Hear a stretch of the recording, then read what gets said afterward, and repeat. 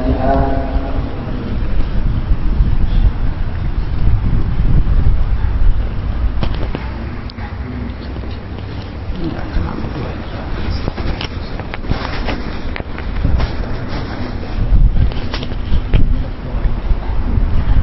Bismillahirrahmanirrahim. Alhamdulillahirabbil alamin wa sallallahu wasallama ala sayyidina Muhammadin wa ala alihi wa sahbihi ajma'in. Assalamualaikum warahmatullahi wabarakatuh. Alhamdulillah, syukur pada Allah Ta'ala. Selamat kita berjumpa pada petang ini dalam majlis membaca kitab kita. Semoga Allah ampunkan dosa kita. Semoga Allah Ta'ala tetapkan iman kita. Semoga Allah Ta'ala meridai kita senantiasa. Semoga Allah Ta'ala pandang pada kita, pelihara kita dalam ketakwaan padanya. Semoga Allah Ta'ala dengan rahmat limpah karunia-Nya, pengampunannya, ampunkan segala dosa-dosa kita sehingga kita dapat capai taubatan nasuha. Dan semoga apabila sampai ajal maut kita, kita diambil balik oleh Allah Ta'ala dalam keadaan husnul khatimah sebagai hamba yang mengimani akan Tuhannya. Syukur Alhamdulillah tuan-tuan sekalian, pada petang ini kita sudah berada pada tanggal 19 hari bulan Rejab ya. Lebih kurang lagi 19 hari bulan Rejab, dia tinggal lagi 10 hari saja kita punya bulan Rejab. Kalau tengok kalender 29 Rejab, bulan tahun ni hanya 29. Maka dalam bulan Rejab ni banyakkan istighfar, banyakkan taubat, cuci segala dosa-dosa kita, minta ampun kepada Allah Ta'ala. Banyakkan puasa sunat. Bagi yang belum mulakan puasa sunat, masih ada 9 hari lagi, puasalah 10 hari lagi. Masih ada 10 hari lagi, puasalah walau 1 hari pun jadilah puasa sunat dalam bulan Rejab ini. Baca Quran, zikir pada Allah Ta'ala, banyakkan istighfar, minta ampun pada Allah Ta'ala. Sayang bulan-bulan begini orang-orang alim bersusah payah, orang-orang alim bersungguh-sungguh, berlomba-lomba untuk membuat khidmat amal bakti jalan Allah Subhanahu Wa Ta'ala. Yang sepatutnya perkara-perkara begitu kita yang rebut, pasal kita ni kurang pahala, banyak dosa. Tapi sebaliknya mereka yang dah terkehadapan yang lebih merebut peluang ini. Maka kita jangan tinggalkan tuan-tuan sekalian. Sama-sama kita mohon, kita pasang kekuatan dalam diri kita untuk tidaklah lepas Rejab ini kecuali kita dah pokok tambah sedikit amal kita dan kita dah kurangkan seberapa banyak amal-amal lara dan dosa kita. Dan kita harap tidaklah berlalu bulan Rejab ini kecuali berlalulah sama segala era kemaksiatan kita, tamat segala dosa kita, dipadamkan kesalahan kita, sehingga dengan itu membawa kita masuk dalam bulan Syaban dengan penuh keberkatan, dapat masuk dalam bulan Ramadan pula dengan untuk menerima anugerah dan karunia daripada Allah Subhanahu Wa Ta'ala. Sebut sikit tentang tadi tanggal 29 ya. Kita kan puasa, ada puasa bulan terang, puasa bulan gelap kan. Kalau puasa hari terang tu 13, 14, 15. Kalau puasa bulan gelap tu mulanya bila? Dia 3 hari penghujung. Mulanya bila?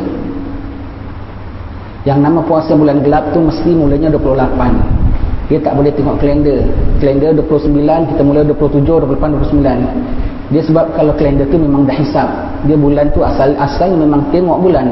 Jadi Rejab pun Syaban pun kadang 29, kadang 30. Yang nama puasa bulan gelap walau macam mana pun bermula 28. 28, 29. Kalau bulan itu ada 30, maka 30 lah. Kalau bulan tu tak ada 30, maka 28, 29, 1 hari bulan. Dia tak ada advance. Dia tengok kalender, kita pun puasa. Kalau puasa 27 pun boleh, bukannya tak boleh, boleh. Tapi yang nama bulan gelap tu bermula 20, sama juga dengan akhir Ramadan nanti. Ramadan tahun ni tak tahu 29 ke 30 hari. Kita selalu bilang 10 malam terakhir Ramadan buat qiyamul lail.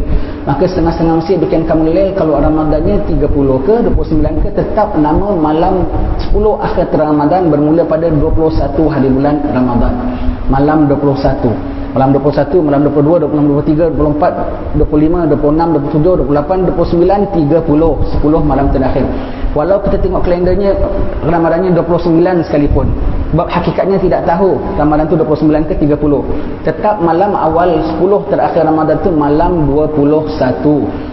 Jadi kalau kita punya semacam bulan Ramadan 29 ke ataupun 30, tapi dia kira 1 bulan Ramadan.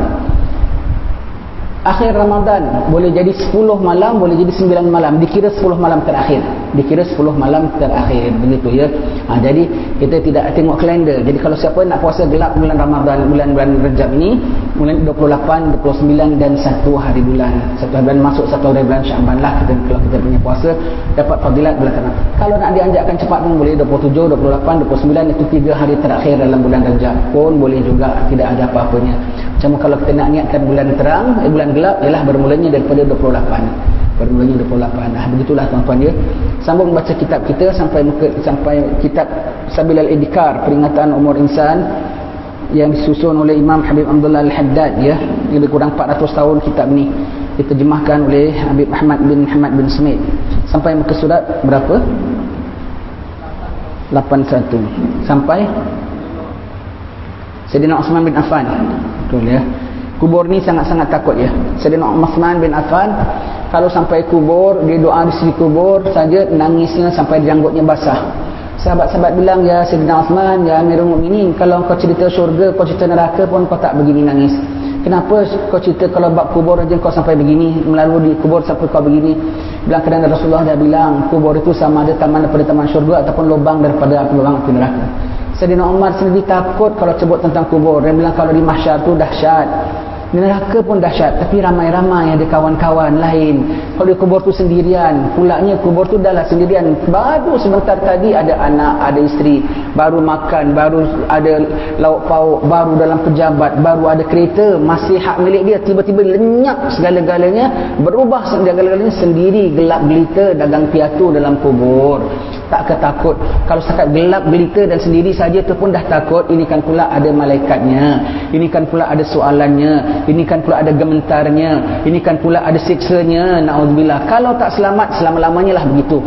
Menyesal sepanjang zaman, bukan sepanjang zaman, menyesal tak sudah zaman, sepanjang-panjangnya. Kalau dia nikmat, alhamdulillah, dia rasanya lega sekali ya. Walau pisah anak isteri, dia gembira keluar daripada dunia. Dia seperti burung terlepas daripada sangkar, bebas masuk alam barzakh, nak makan di mana pun boleh, nak jumpa siapa pun boleh.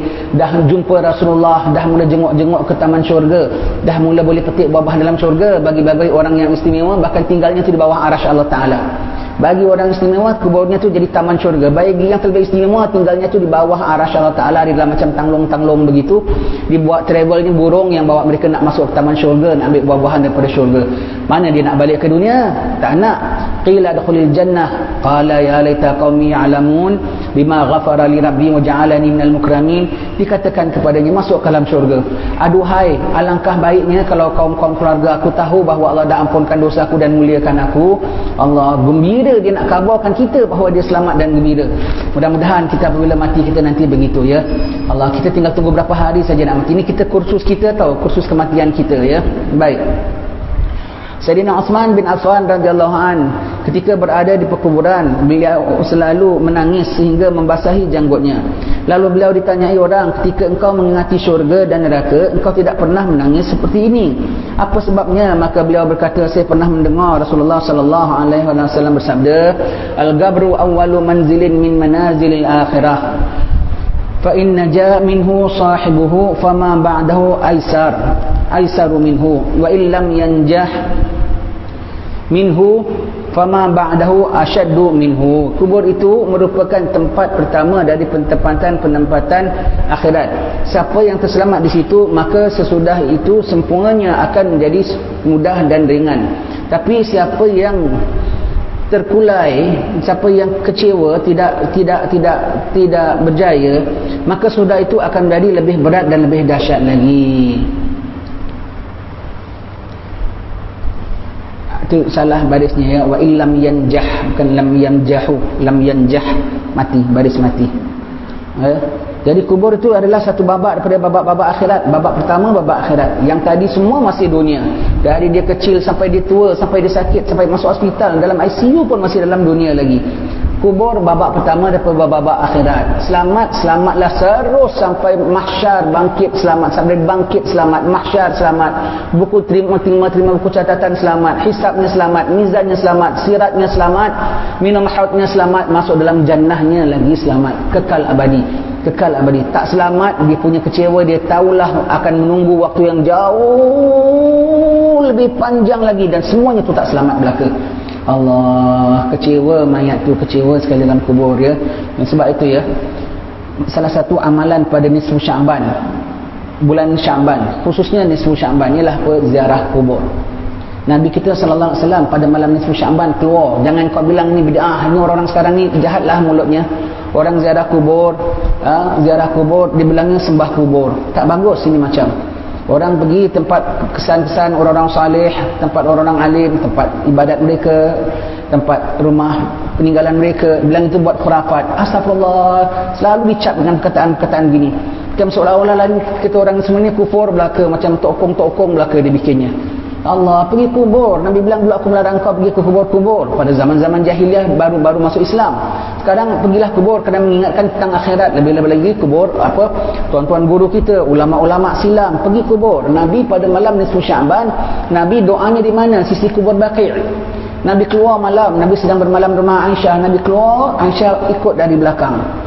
Rupanya Nabi pergi ke Baqi', Nabi doa lama Nabi doa untuk ahli kubur, dan Nabi doa di sisi ahli kubur. Doa situ lama sampai nangis-nangis Rasulullah.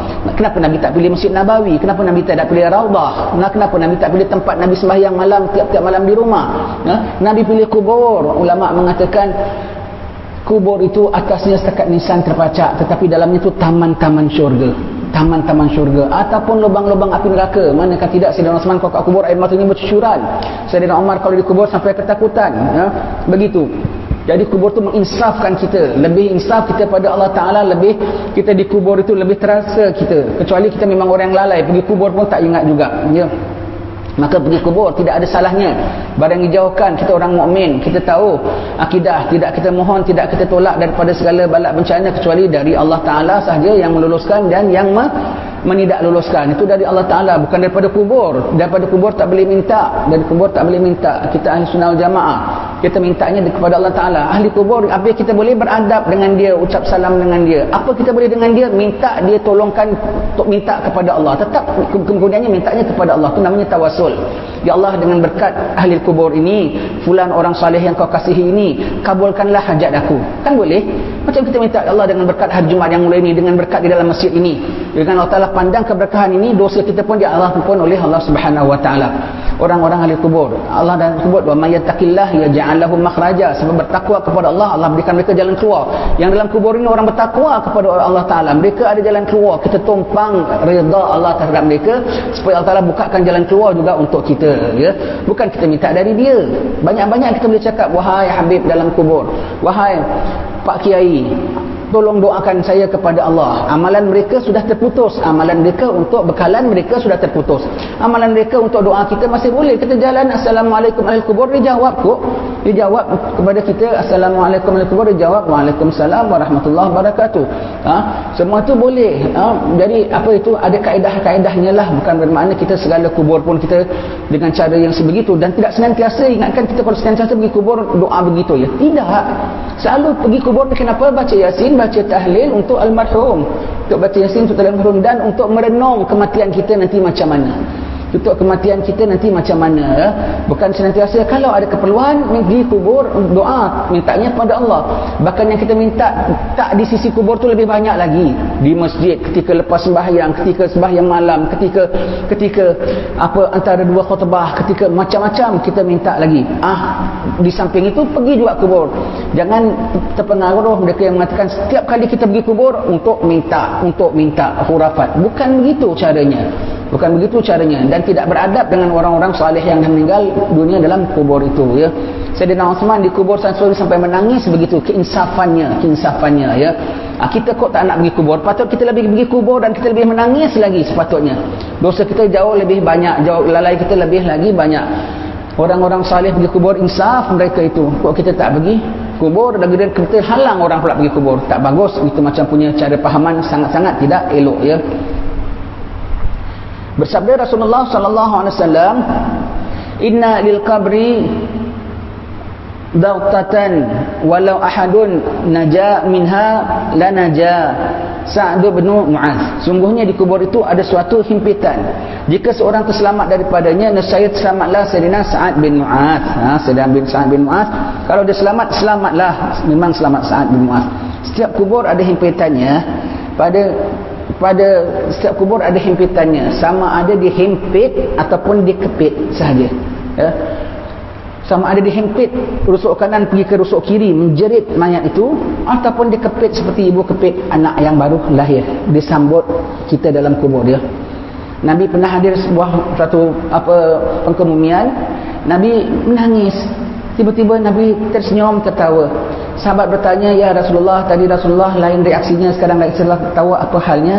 Nabi mengatakan, "Tadi yang dalam kubur tu kena hempit. Dia takut dia akan kena hempit kubur ya. Tadi kena hempit, dia takut, dia menjerit. Aku nangis. Tetapi rupanya kubur lepaskan dia. Kuburnya riliskan dia dan mayat tu pun lega, maka aku pun tertawa." Siapa tu? Siti Zainab anak Nabi. Zainab anak Nabi pun meninggal pun kena kepit kubur, kena kepit saja, tak kena himpit. Itu pun dia dah takut, menjerit mayat tu, "Allah, aku nak kena kepit, kena himpit ke?" Rasulullah nangis. Seorang bapa Nabi, bapaknya ya, serah anaknya kepada Allah Ta'ala, nak bikin apa dalam kubur hamba Allah Ta'ala dengan balasan masing-masing ya. Rupanya memanglah Siti Zainab tu ahli jannah, dilepaskan kubur itu. Lega Siti Zainab, legalah Rasulullah SAW. Setiap kubur ada rasa himpitannya ya. Dia kubur dah manggil kita hari-hari tau. Hari-hari kita jalan atas permukaannya, dia manggil kita ya. Orang kita bilang kubur panggil kubur kata mari, rumah kata nanti. Itu kita. Kubur dah hari-hari panggil. Kita dengan orang muda dipanggil kubur kurang sikit, baru 30 tahun dipanggil kubur. Kita dah 60 tahun dipanggil kubur. Maknanya kita dah lagi dekat dengan kubur ya. Pada hari wafatnya Sayyidina Sa'ad bin Mu'adz, arasy Tuhan bergoncang. Siksa kubur. Dikatakan bahawasanya kebanyakan siksa kubur itu berlaku daripada 3 perkara. Ghibah, mengumpat ya. Namimah, iaitu mengadu-ngadu batu api. Dan memelihara diri dan tidak menahan diri daripada kencing. Allah. Tersebut dalam sebuah hadis, ammatu adabil gabri minal baul. Kebanyakan siksa kubur disebabkan daripada tidak memelihara diri daripada kencing. Betul ya. Itu Nabi bilang, yang Nabi sebab itu ya, Nabi SAW menyebutkan, beruntung orang yang mati sebelum 3. Mati sebelum aku, mati sebelum imam, dan mati sebelum dajjal. Untung. Mati sebelum aku, mati sebelum baginda SAW. Tengok sahabat Nabi lalu di tanah kubur, 2 kubur tengah pekik-pekik kena siksa kubur. Nabi ada, Nabi boleh buat sesuatu. Nabi ada, Nabi belahkan pelepah tamar, taruh sebelah kanan, sebelah kiri, terangkat siksa kuburnya. Nabi ada, Nabi boleh buat sesuatu. Nabi boleh kesan dan Nabi boleh buat sesuatu. Nabi mengatakan dua-duanya diazab dengan benda yang ringan. Ringan tu maknanya apa? Mudah dibuat, tetapi dia anggap enteng. Maka sebab itu jadi berat. Dianggap perkara itu perkara mudah, perkara dia dianggap ringan. Perkara ringan memang ringan, mudah dipelihara, tapi orang ni cuaikan, dah ringan tu cuaikan. Yang satu suka bawa mulut. Bawa mulut ni ada 2. Satu bawa mulut, satu buat mulut. Dua-dua tak bagus. Bawa mulut dan buat mulut itu apa? Dia melagakan orang dengan perkataan. Orang fulan mengumpat kepada kawan yang satu, dia sampaikan umpatan itu. Itu namanya bawa mulut. Di samping bawa mulut, kadang-kadang menjadi kebiasaan orang bawa mulut, jadi buat mulut. Dia tambah. Paling-paling tidak dengan ekspresinya. Paling-paling tidak dengan nada suaranya. Paling-paling tidak sepatah 2 perkataan. Itu namanya buat mulut. Namimah namanya, namimah. Cik Hasan tak datang masjid. Cik Ali tanya, tak nampak Cik Hasan hari? Dia ni dengar, dia kasih tahu sama apa Cik Hasan. Cik Hasan, Cik Ali tu kepo ya, awak tak datang satu hari lagi disebut. Tu buat mulut. Pada orang tu tanya khabar, baik tak dia tanya khabar? Baiklah dia tanya khabar. Dia buat mulut. Satu hari awak tak nampak je, bukan main kecoh dia tanya. Cik Ali sudah dengar. Apa pasal dia marah? Dia tanya, Cik Hasan mana? Tak nampak hari. Padahal Cik Hasan tanya, Cik Ali tanya, Cik Hasan mana? Tak nampak hari. Dia tambah dengan mukadimahnya dan dengan nada suara yang tengking, dengan wajah yang begitu, seolah-olah tergambar oleh Cik Hasan bahawa Cik Ali sedang dengan suara marah. Itu semua tu buat mulut dan bawa mulut. Namimah namanya, namimah ya. Namimah paling jahat ialah membawa mentimun kepada durian. Orang kecil dibawakan kepada pihak penguasa, dilaporkan kepada polis lah, dilaporkan kepada pihak-pihak berwajib lah. Padahal orang tu tidak salah apa, pasal kita tak berkenan, kita buatkan cerita dia begini-begini sampai pulang tu ditindak.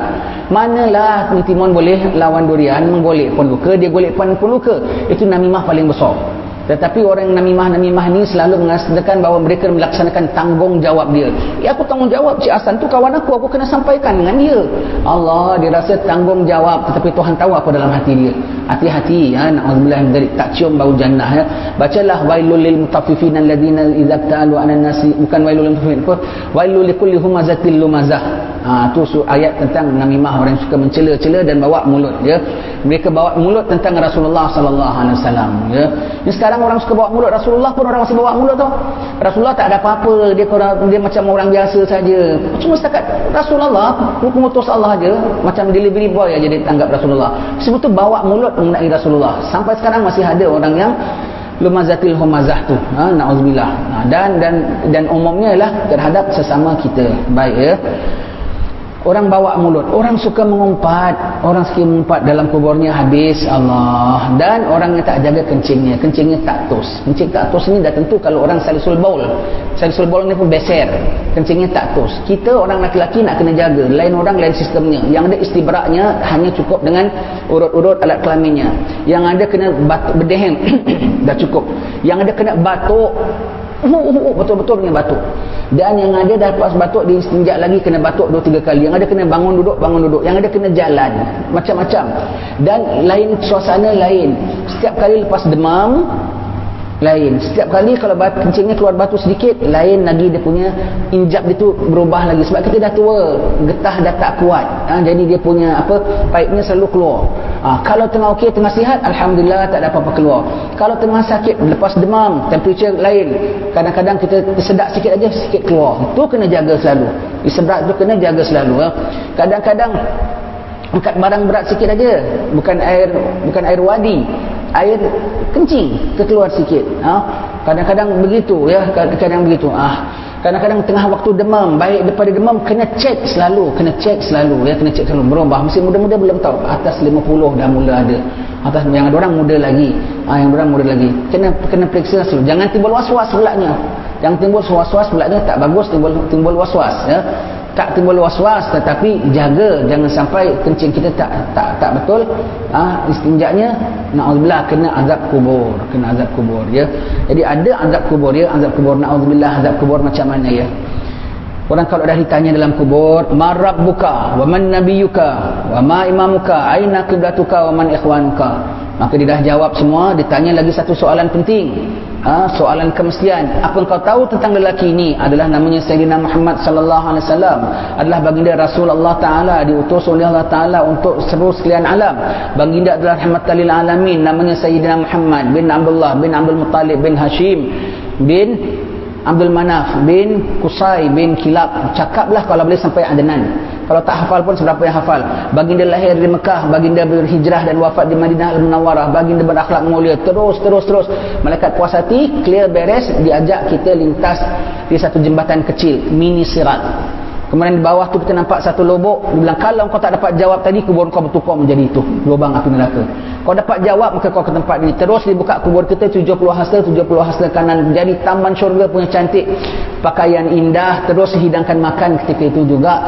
Terus dah jamu semua. Kemudian dikasih rehat, dibentangkan dengan alas daripada cahaya. Dan dia tengah nak rehat, dan semua dah habis beres. Dia tanya sama malaikat dah clear semua, dah habis semua. Macam-macam ya riwayat tentang kubur. Lain orang lain caranya ya, lain orang lain gayanya, macam-macam. Kita baca kitab roh ya, sebutkan macam-macam.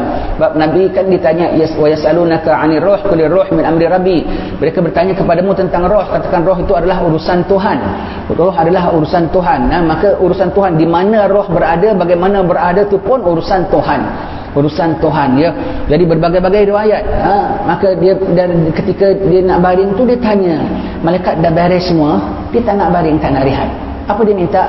Aku nak balik lah. Tak boleh, engkau dah mati, engkau dah pindah alam. Ini yang selamat tau, yang selamat pun minta. Aku nak balikkan, kesian isteri aku kat rumah, tak ada siapa nemani. Isteri aku takut seorang kat rumah. Cucu aku siapa yang nak ambil balik sekolah, ayam aku siapa nak kasih makan. Dia macam-macam dia minta. Tak boleh. Tolong jerit-jerit minta nak balik. Itu yang selamat tau. Itu dalam kubur ya. Maka tiba-tiba datang, siapa kau kok cantik? Aku sembahyangmu, aku puasamu. Dah kami temanmu. Terus hilang duka citanya berteman. Ketika nak rehat, datang lagi satu lembaga yang menakutkan dia. Datang lagi satu lembaga yang cantik pula menghalang lembaga yang buruk ini. Engkau siapa dan kau siapa? Itu tadi dosamu datang nak membahayakanmu dalam kubur. Nah, aku adalah amalanmu. Taruhlah baca Quran ke, bangun malam ke, apa ke, hadir kuliah ke. Aku datang menghalang dia daripada mengganggumu. Semua. Baru dia rehat. Nanti sementara nak rehat dengar bunyi gemuruh. Apa tu wahai malaikat? Saudara maramu datang nak jumpa engkau. Yang dah mati dalam orang-orang baik datang jumpa kau. Tapi mereka bilang nantilah dia baru mati, kasi dia rehat dulu. Nanti kemudian baru boleh jumpa. Begitu ya. Kemudian baru jumpa. Itu yang baik-baik tau. Itu yang baik-baik. Yang tak baik, Allah tak dapat jawab saja. Marrabbuka, tak dapat jawab Allah. Tak jawab dengan cokmar, malaikat sudah belum soal lagi dia dah ketakutan. Imam baca talqin, ya ayyatuhan nafsul mutmainnah irji'i ila rabbiki radiyatan mardiyah fadkhuli fi ibadi wadkhuli jannati. Habis talqin saja ditinggalkan mayat tu 7 langkah saja. Dia mayat ni kira satu langkah dia boleh dengar tapak kaki siapa, tapak kaki grup dia ke bukan grup dia ke pun dia dengar.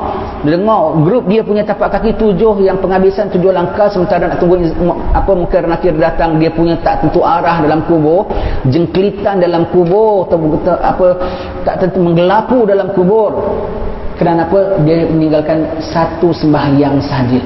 Dah boleh dibuat ketakutan dalam kubur begitu. Menerpa malaikat kuak-kuak tanah dengan siungnya, menerpa dengan matanya bercula-cula. Allah, marrabbuka, tak boleh jawab.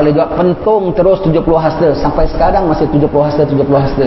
Allah, 3,000 tahun mati belum dapat jawab. Firaun sampai sekarang belum dapat jawab. 100 tahun. Yang zaman Hang Tuah dulu 500 tahun, ada yang belum dapat jawab. Mudah-mudahan Hang Tuahnya orang baik, zaman dia punya orang, ada yang belum dapat jawab. 100 tahun punya orang belum makan, belum minum sesudah matinya pun. Dia terus kuburnya tu tak dapat jawab, dikasih alas daripada api neraka. Maka dibikin peti daripada neraka di dalam situ, di tempat simpan. Yang boleh baik, nanti dia jumpa kaum keluarganya, apa khabar fulan, yang dah lama mati tanya yang baru mati, apa khabar fulan, kampung kita macam mana? Dia masih ingat, dia kan pernah orang dunia dulu. Padik Raja dah macam-macam sekarang, ada mall, ada apa. Oh ya, umpamanya lah ya, dia tanya begitu ya. Dia tanya kucing kita apa khabar, kucing pun dia tanya. Kitty apa khabar Kitty, taruhlah kucingnya kalau namanya Kitty ya. Kitty apa khabar, Kitty dah mati lama kan, kau dah mati aja dah 20 tahun, Kitty dah mati. Oh, umpamanya dia tanya gitu. Sampai dia tanya isteri aku dah kahwin ke belum. Itu pun ditanya. Tak, dia tak kahwin. Dia lega hatinya. Sampai begitu sekali dia tanya. Nanti orang-orang mati tanya, pulan apa khabar? Dah besar. Ketika kau mati dia macam mana? Dah anak tiga. Dulu kan dia kecil, aku yang dokong dia. Itu macam cerita kita jumpa orang kampung lama tak balik. Dia orang bandar balik kampung, kita tanya dia macam-macam kan. Begitu dia tanya. Pulan apa khabar Pulan? Dia kan dah mati dahulu sebelum aku. Korang tak ketemu dia. Semua diam. Innalillahi wa inna ilaihi raji'un. Maknanya fulan dalam mana? Tempat simpan tadi. Allah. Dan dia tahu di situ dia ada sanak saudara, dia tahu dia sahabat andai. Tak jumpa sendirian sebatang kara dalam lubang kubur. Allah, ingat ya, dah lepas mati apa masih ada? Harta tak ada, rumah tak ada, mewah tak ada, teman tak ada. Lapar masih ada, haus masih ada, takut masih ada, pedih masih ada, sedih masih ada, malu masih ada, nyesal masih ada. Bahkan semua tu makin ada, tetapi tidak ada jalan lepasnya. Berserta plusnya lagi apa? Siksanya ada, azabnya ada, deritanya ada. Allah, tu semua dalam kubur dia. Siap-siaplah ya Allah. Sayangnya kita tahu itu semua, kita tahu, tapi kita lalai dan leka, dosa masih banyak juga. Hanya Tuhan saja yang boleh menyelamatkan kita dunia dan akhirat. Baik. Pernah Rasulullah SAW mendengar 2 orang lelaki sedang disiksa dalam kubur mereka, lalu baginda meminta seranting dari bukan seranting ya, satu pelepah daripada pohon tamar dan dipacakkannya atas kedua kubur tadi seraya berujar, moga-moga mereka berdua itu diringankan dari siksa itu selama ranting-ranting selama pelepah-pelepah ini masih segar. Kedua orang itu sedang disiksa bukanlah kerana mengerjakan dosa yang besar, bermakna bukan zina atau bukan merompak, dosa yang ringan, tetapi mereka meringan-ringankan. Seorang di antara keduanya suka membawa mulut ke sana kemari, dan yang satu lagi tidak mengutus kencingnya. Hadis itu adalah sahih dan masyhur. Ya Allah. Jadi mati sebelum Nabi untung. Ada sahabat meninggal dunia, Rasulullah boleh tanya pula, dia ada hutang tak? Ada. Rasulullah tak jadi sembahyang atas jenazah dia. Seorang sahabat bilang, ya Rasulullah, hutang dia sekarang atas aku. Baru Rasulullah sembayangkan. Selang beberapa hari lagi Rasulullah tanya, kau dah bayarkan hutang dia belum? Kawan kau tunggu-tunggu hutang dia belum bayarkan tu. Tolong nak, bapa ada banyak fidyah belum bayar. Tolong nak, bapa ada hutang staff kita belum bayar gaji dia, overtime dia. Bayarkan nak. Akhirnya tanya malaikat, dah ini kalau dah boleh jawab soal kubur semua, tapi belum dibuka lagi, masih tergantung lagi. Masih tergantung. Malaikat, bukalah kubur aku 70 hasta. Belum, hutang kau belum dibayar. Anak aku dah bayar belum? Belum, dah 3 bulan belum bayar lagi. Anak aku dah belum, duit kau dah belanjakannya. Allah, menangis dalam kubur. Nangis dalam kubur dia. Jadi meninggal sebelum Rasulullah itu, meninggal sebelum imam. Imam tu siapa? Kalau kita ada tuan guru, kita ada syekh kita, mursyid kita, meninggal sebelum dia untung, dia boleh doakan kita. Orang bilang untung, pulang ke ustaz sendiri yang sembahyangkan, ustaz sendiri yang doakan, itu beruntung ya. Doa meninggal sebelum imam. Dan untung meninggal sebelum Dajjal. Dajjal kalau dah keluar, na'udzubillah min dzalik, berlindung sama Allah Ta'ala daripada pengaruh Dajjal. Jadi kalau nak mati, mati sekarang tuan-tuan ya. Kalau Tuhan dah panjangkan, dah sampai umurnya, ya minta mati tak boleh ya. Minta mati tak boleh. Takdir sampai umur kita sekarang ni, yang mana masih beruntung lagi. Bertemu dengan Dajjal. Nak jumpa Dajjal tu saja, fitnahnya dah macam-macam. Orang sembayang jadi tak sembayang, orang ibadat jadi tak ibadat, orang takut jadi tak takut, orang akur jadi gaduh. Semuanya itu ya. Nak jumpa Dajjal. Dajjalnya keluar lagi, terbalik lagi semua segala-galanya. Alhamdulillah ya. Rasulullah sallallahu alaihi wasallam senantiasa memohon perlindungan Allah Taala daripada siksa kubur.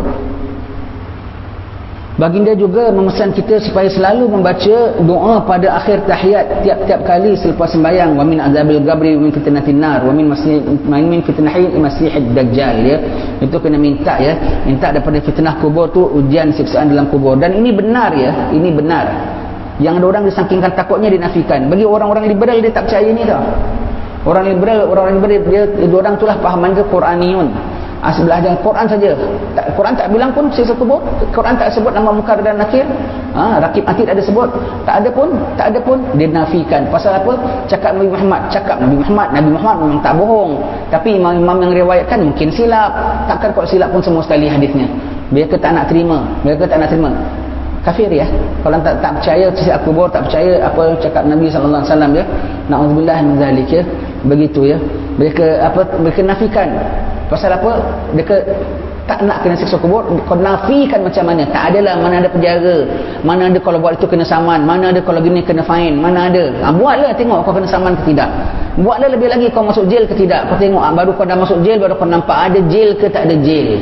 Kau dah masuk kubur, nanti baru kau nampak betul ke tidak. Apa yang disampaikan oleh Rasulullah, kau menghinakan Nabi dengan sikapmu yang begitu.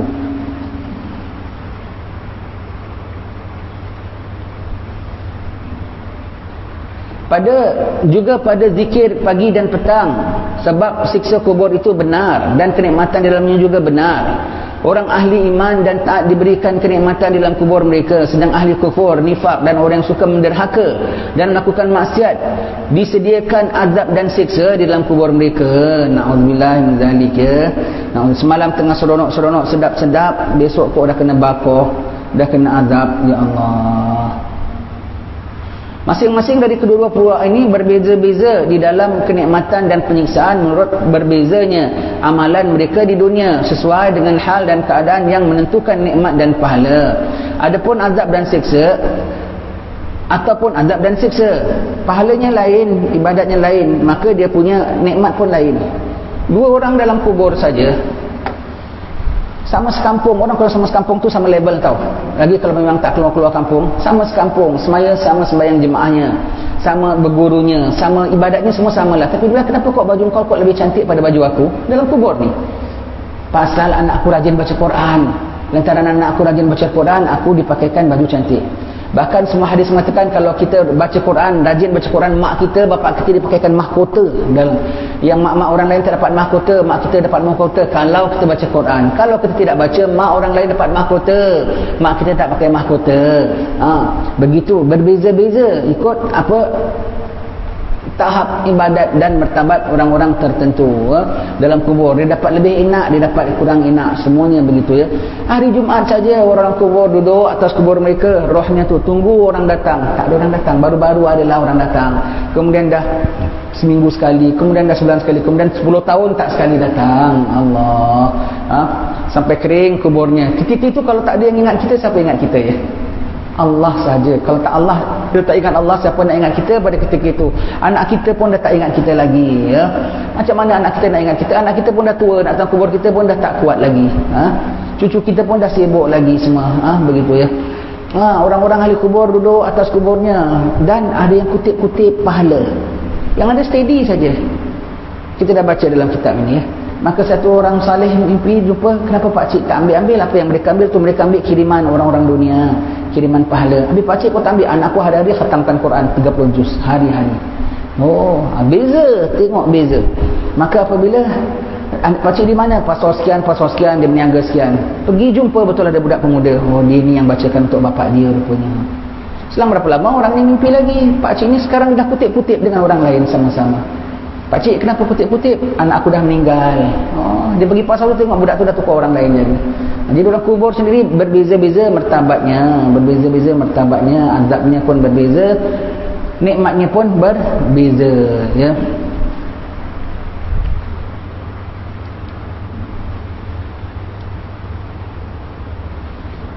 Akan tetapi pertalian nikmat atau azab dalam kubur dengan roh dan pengaruhnya oleh roh adalah lebih banyak dan nyata daripada pertalian keduanya dengan tubuh dan penanggungannya oleh tubuh. Meskipun kita katakan bahawa roh dan jasad itu akan sama-sama berkongsi merasakan nikmat itu atau siksa kubur itu. Dan kita sangka ya, badan dah hancur jadi tanah, tak sakit dipukul, tetap masih sakit, tapi lebih daripada roh. Yang ada orang ni dia ikat fikiran dia macam sekarang tau. Dia kan roh tu macam angin saja, macam bayang-bayang. Kau pukul pun tak kena malaikat. Yang dipukul pun bukan pakai besi pun besi sana. Besi berbentuk roh. Yang sesuai boleh kena roh dan sakit ni roh. Begitu ya. Yang orang kan yang dah mati pun nanti pukul roh. Roh kena pukul macam angin dia tak kena apa-apa. Malaikat kau pukul tak kenalah. Kan malaikat boleh dibodoh-bodohkan begitu. Allah, ada orang sangka begitu tau. Lebih sakit lagi, lebih derita lagi, lebih pedih lagi ya. Dah masuk alam sana, alat pun semua pakai alat sana, bukan pakai alat sini. Alat pemukulnya pun alat sana. Dan sakitnya pun sakit sana, bukan sakit sini ya. Tapi jasadnya dia apa-apakan sakit. Dia rasa sakit. Sebab itu angkat mayat kena pelan-pelan. Kalau nak pegang mayat, baca Allahumma bihaqqi Muhammad wa ali Muhammad alla tu'adzib hadzal mayyit. Setiap kali nak angkat mayat, bismillahi wa ala millati rasulillah, bismillahi wa ala millati rasulillah. Setiap kali nak angkat mayat, nak pindahkan, nak angkat kafan, nak angkat tempat mandi, nak angkat terus bawa ke bumi, daripada keranda nak turunkan masuk ke dalam liang lahat, bismillahi wa ala millati rasulillah, bismillahi wa ala millati rasulillah. Nak pegang mayat saja, Allahumma bihaqqi Muhammad wa ali Muhammad alla tu'adzib hadzal mayyit. Kita kasar dia sakit. Orang baru lepas operation saja, operation perut, kita pegang tangannya gini aja, aduh sakit, badannya bergetar kan. Kena pelan-pelan semua. Ini dia baru mati sakit, dan sakitnya seluruh badan. Kita kasar dia sakit, rohnya lebih sakit daripada jasadnya. Tapi jasadnya pun rasa sakit juga. Walaupun kita tengok tinggal tulang belulang, walau dah hancur dimakan tanah sekali, jasadnya masih merasa sakit juga. Tapi sakit roh lebih lagi. Sakit roh lebih lagi ya. Ialah apa yang kami dan akan tetapi yang benar insya-Allah tiada ialah apa yang kami sebutkan di sini, iaitu kedua-dua roh dan jasad berkongsi sama-sama dalam merasakan nikmat kubur ataupun azab kubur ya. Sama-sama merasakan nikmat kubur ataupun azab kubur, dan roh rasa, jasad pun rasa. Mayat mendapat faedah dari doa, sedekah dan bacaan Al-Quran, betul ya, dengan syarat kau mati dalam beriman. Alhamdulillah, kalau mati tak dalam beriman, orang bacakan khatam satu hari 30 khatam sekalipun tak sampai walau satu huruf. Sebab hanya akan dapat selamat orang yang mati dalam iman. Itu husnul khatimah, itu penting ya. Imam Syafi'i lah, jaga syahadat kau, iman kau pada Allah Ta'ala, dan lepas tu dosa lain kau serahkan pada Allah Ta'ala lah ya. Kalau kita berada mati dalam iman, la ilaha illallah je ada, iman tiada mensyirikkan Allah Ta'ala, tiada mengutuhkan Allah, mati dalam iman, dosa macam mana banyak pun boleh terampun. Dosa macam mana banyak pun, orang hadiah Fatihah muslimin wal muslimat tiap hari Jumaat saja pun dosa kita terampun. Tapi kalau tak mati dalam Islam, orang hadiahkan apa pun takkan sampai pada kita. Naudzubillah min zalik. Satu orang saleh Dah ketika tuanya sakit, dia tanya sama sahabatnya, dia bilang sama sahabatnya, anak muridnya, kalau aku mati, kalau aku tengok mati aku baik, mati orang beriman, kau ambil sebahagian daripada wang aku. Ni dalam kitab Syiarus Salikin kita ada sebut, kau ambil sebahagian daripada wang aku, kau belikan gula-gula kasih budak-budak, tanda aku syukur. Tapi kalau kau tengok mati aku mati tak baik, na'udzubillah, mati su'ul khatimah, tu mati kafir maknanya ya. Maka kau dirilah sebelah jenazah aku. Kalau orang datang nak sembahyangkan, nak doakan, kau bilang, tuan ini mati tak bagus punya tau, maknanya mati keluar agama ya. Kalau dia nak buat, buatkanlah. Kalau dia tak nak pun tak apalah. Sebab tak ada faedah, tak ada manfaat. Sampai begitu sekali ya. Takut dia. Baik itu orang-orang salih, dia tak ada minta-minta tau, kau bacakan aku ni. Takut sekali aku mati ni suul khatimah, kau bacakan pun tak ada manfaat. Kalau aku matinya husnul khatimah, kau tak bacakan pun boleh manfaat. Orang lain pun boleh bacakan juga. Allah ya. Doa, baca, sedekah, bacaan Al-Quran ada manfaat. Khususnya qul huwallahu ahad kita bacakan untuk orang mati.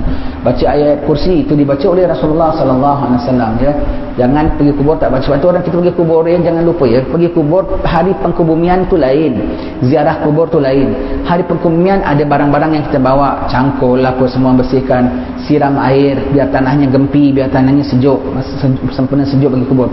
Hari berziarah-ziarah tidak lagi, dia dah kena lagi, negeri kita dah hujan berapa kali, berapa ratus hari sudah hujan, kena hujan, tanah pun dah padat, tak disunatkan bawa air tu hari ke bumi saja, dan bukan sekendi, 3 baldi biar tanah tu mampat begitu ya. Kemudian apa, nak bawa apa, air mawar makruh kerana mewangi-wangikannya, bunga makruh mencantik-cantikkan kubur. Bunga plastik lagi makruh. Orang taruh bunga plastik, alamak tak senonoh. Apa, dah daun dia zikir. Tapi kalau orang yang taruh bunga datang ke makam Habib, kita taruh bunga, kita tak buang pasal dia tetap berzikir, asal jangan kita yang taruh. Kalau kita yang taruh ialah makruh ya. Kemudian kalau apa, daun-daun, kalau negeri Arab taruh daun selasih, pasal pokok dia tanam pokok tak boleh hidup, kubur dia tanam pokok tak boleh hidup, maka hari Jumaat anak-anaknya buat daun selasih sejambak, taruh dalam situ, taruh atas situ sampai kering minggu depan, taruh lagi. Kalau kita dah tanam pokok atas kubur boleh hidup, alhamdulillah, dia boleh zikir. Rumput semua tu zikir atas kubur, semua zikir atas kubur. Kita datang nak bawa apa, bawa Yasin, bawa Fatihah untuk sedekahkan untuk dia, begitu ya. Jangan, tak perlu bawa air, wangi-wangian. Tempat bara tu kan kita tak tinggal tempat bara kan, tempat bara pasang di sisi kubur makruh. Makam Habib Noh tu kalau orang pasang tempat bara sisi dia, orang tepikan, pasang kat luar boleh, kat tepi kubur itu makruh pasang tempat bara tepi kubur. Mayat di rumah pasang tempat bara sunnah. Iring kebumian dengan bawa tempat bara makruh tu ya, makruh begitu ya. Semua tu ada tata caranya lah, tengok dalam bab jenazah dan iring jenazah ya. Semuanya tu. Bacaan, bawa apa ya, bawa bacaan apa saja kau nak baca di rumah, baca di kubur semua. Baca di kubur confirm dapat. Tak payah khilaf. Lepas baca saja mayat lepas ke kubur, ini kan pula kalau anaknya baca, ini kan pula kalau manusia orang alim yang baca, lebih dapat lagi ya. Itu kalau apa yang dalam kubur itu, yang dalam kubur, yang di kubur. Dari rumah kita kirim pun sampai. Dalilnya haji besar ke tahlil lagi besar. Haji kau boleh sampai, kita bikin haji dekat Arafah, dia boleh sampai dekat alam barzah dapat hajinya. Dan banyaklah dalil-dalil hadis-hadis Nabi yang sampai bacaan kita kepada mereka.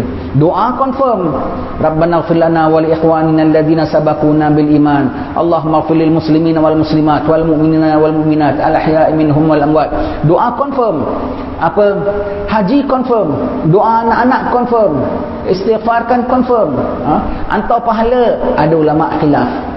Pada mazhab kita Ahli Sunnah wal Jamaah sampai pahalanya ya.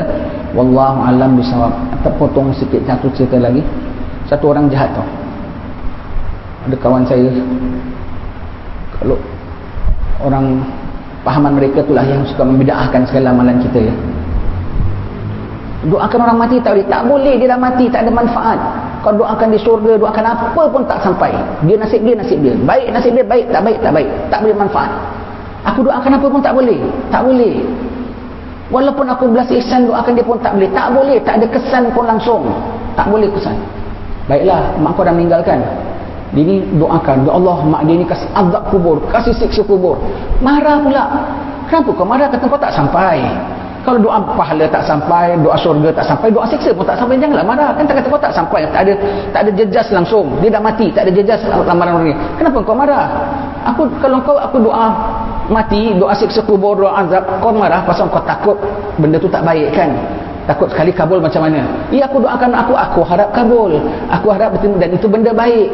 Sebab itu orang yang kita doakan dapat dia pun suka. Kata kau tak kata, baik, dia angkat tangan. Ya Allah, mak kulan ini siksa kubur, azab.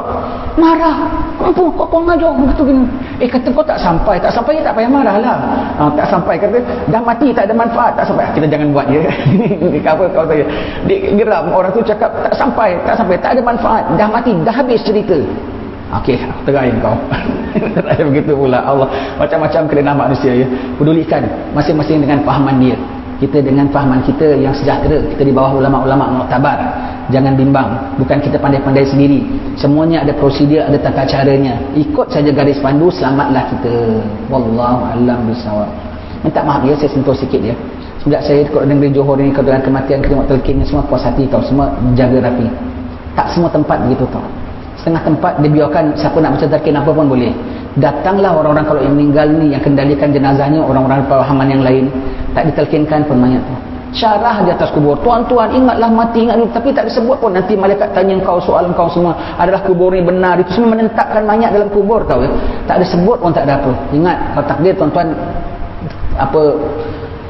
apa keluarga kita meninggal di tempat-tempat yang begitu, ada pengendali jenazah yang begitu, gaduh jangan. Tengok lo kok telkinnya kok kayak gini, tak kayak telkin kita kan lain kan ya, tertib ya. Kok tak kayak telkin kita, dia habis saja, tak mahab dia, kita sendiri telkinkan paman kita ke kakak kita pun, kak kau dah mati sekarang kak, fatihahkan dia dulu, cakap saja. Biasa yang kita dengar, apa yang kita ingat, kita bukan ahli kan. Kak, ada fatihahkan untuk kakak kita, kak sekarang kau dah meninggal dunia kak, kau dalam kubur kak, kau tak ada nikmat dunia lagi, sini tempat kami, mati kau ni benar tau kak, kubur kan kita ingat, pasal dengar talqin tu kita ingat, kubur kau ni benar tau kak, siksanya pun benar, pahala pun benar. Nanti malaikat datang, kau jangan takut kak, malaikat tanya kau begini, kau jawab kak, ya begini, sebutkan, cakap gitu saja boleh, tak payahlah wahai kakakku. Apabila datang malaikat itu memang pak imam yang profesional lah. Kita begini, kita cakap, kesian yang mati tu tunggu diperingatkan, tak amanah, orang-orang gini tak amanah. Dikendalikan mayat tak ikut cara kita ya, tak boleh. Kesian setengah-setengah tempat gitu, kita tengok bukan tak rapi, tak baguslah, tak bagus, tak ikut tata cara yang sebetulnya. Wallahu a'lam bishawab. Sekian, insya-Allah kita sambung baca pada bulan hadapan kalau ada umur. InsyaAllah dalam Ramadan pun kita terus juga ya. Ramadan, Syawal pun terus juga. Kecuali yang kuliah-kuliah malam tak teruslah. Dalam kuliah Ramadan juga terus juga ya. Wallahu a'lam bishawab. Wassalamualaikum warahmatullahi wabarakatuh. Alhamdulillah rabbil alamin.